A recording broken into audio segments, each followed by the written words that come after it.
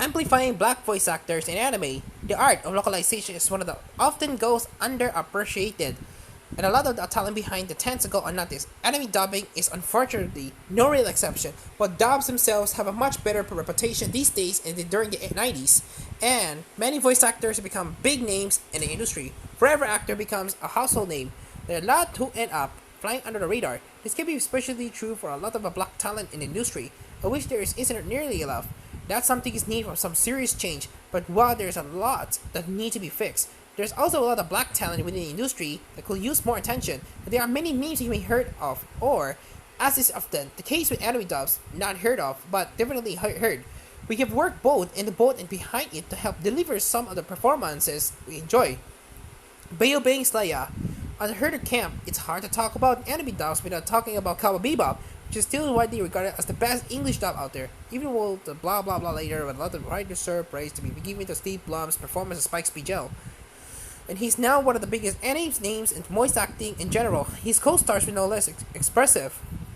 And that's especially true of Bayo Bang Slaya, who played the role of Spike's bounty hunting partner Jet Black.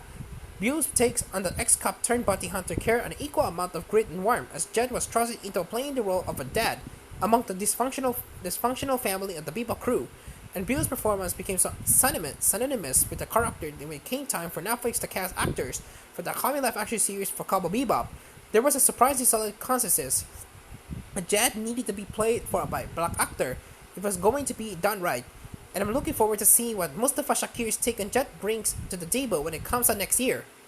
Well, Biggsby say careers didn't quite take off for Cowboy Bebop in the same way that some of his co-stars. He's a dozens of credit search across from the late 90s to blah blah blah. You might also heard for playing such characters as Argama in Digimon Adventure, the Four Rakuji in Naruto Shippuden, Doge Awakoso, Dorara, and Rom in ReZero.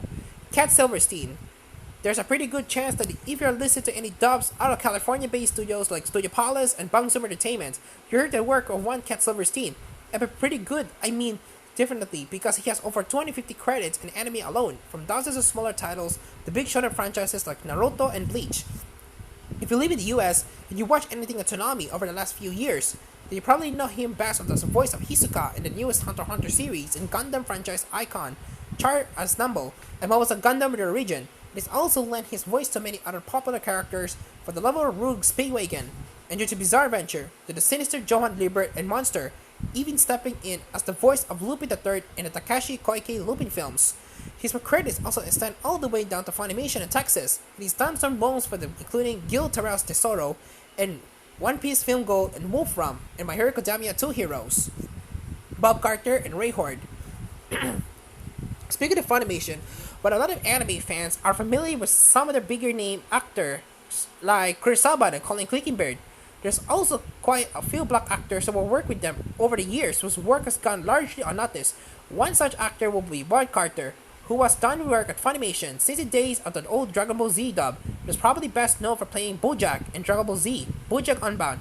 His credits extended across all classics like Samurai 7, where he played one of the titular samurai, Gorobe Katayama. The more recent shows like Trigger Space Patrol Loco, where you can hear him as the Inferno Cop stand-in, Chief Over Justice.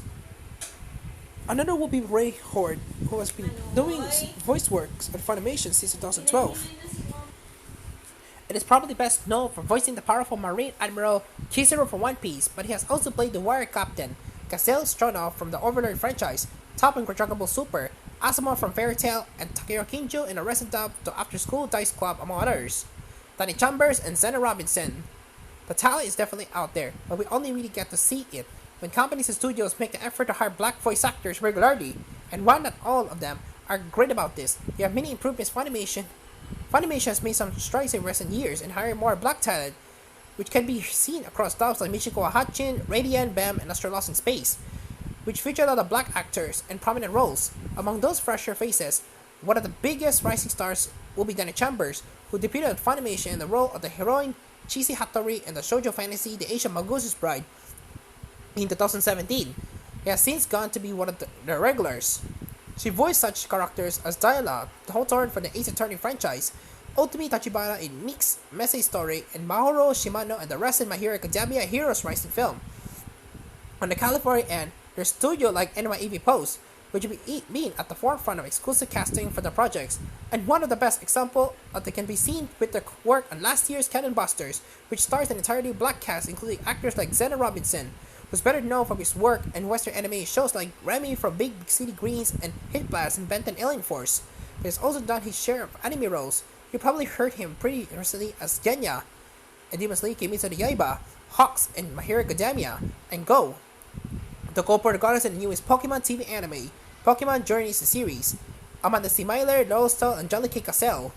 Of course, while voice acting is one of the biggest components that goes into the process of dubbing anime, it's far from the only one, and there are actors in the industry who wear many hats. Adaptive scriptwriting and anime dubbing is often seen in just having the actors read lines that allow them to match lip flaps, but it can be as much an art as any other form of translation.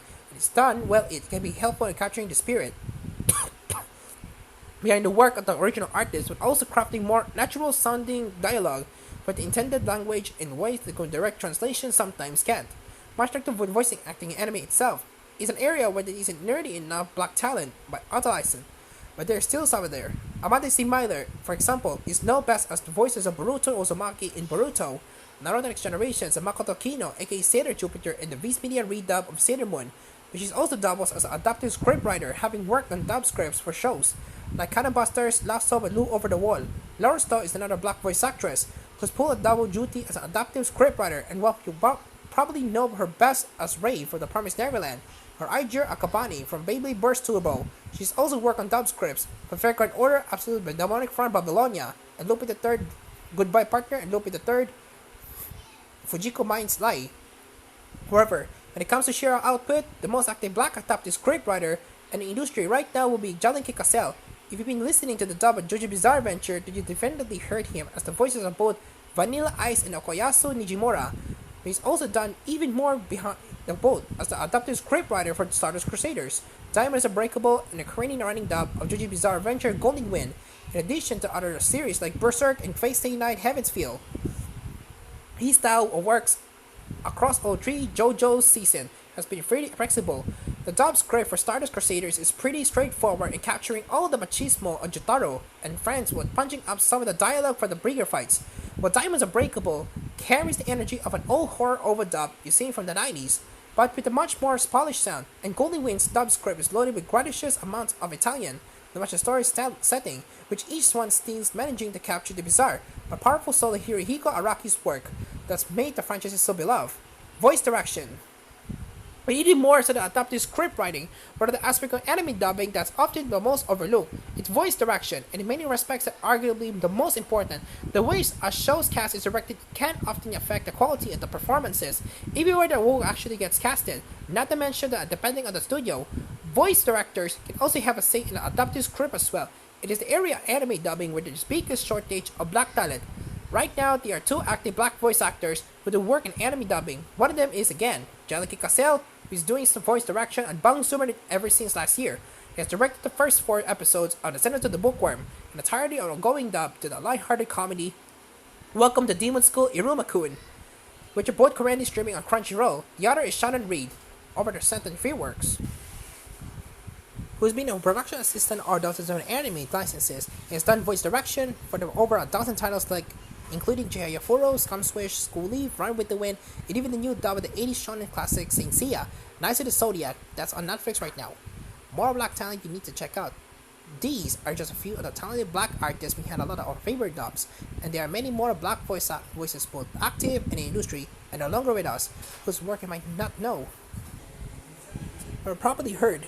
For all the names listed, there are still more that you can provide more opportunities to black voice actors to do more work in the boat, especially behind it. Hopefully more is done to provide equal opportunities to all the actors out there. In the meantime, we can still prop on the talented black artists who are in here now, because when not all their contributions are major, a lot of the anime dubs we enjoy over the years will be the same without them. Mela Lee, Jovan Jackson, Rebecca Tomas, John Eric Bentley, Sakiwa Ba, Gabriel Kunda, Gina Bowes, Mark Allen Jr., Sergio Williams, Acro Watson, Samatria Ewones, Shane Moore, Arlanders Jones, Daniel McRae, L. Mims, Christopher Dontrell Piper, Major Ottaway, Randy Agobor, Sandra Torre, TJ Aikins, Ana Iris Quinones, Bill Butts, Rich Brown, Ken Michael, Kamali Minter, Camille Winbush, Ogie Banks, Kasi Ebolu, Kevin Telwell, Jordan Jones, Kima Walker, Chris Alex, Kimberly Woods, Imari Williams, Kenaisha Thompson, Mark Swint, Charlotte Putapar,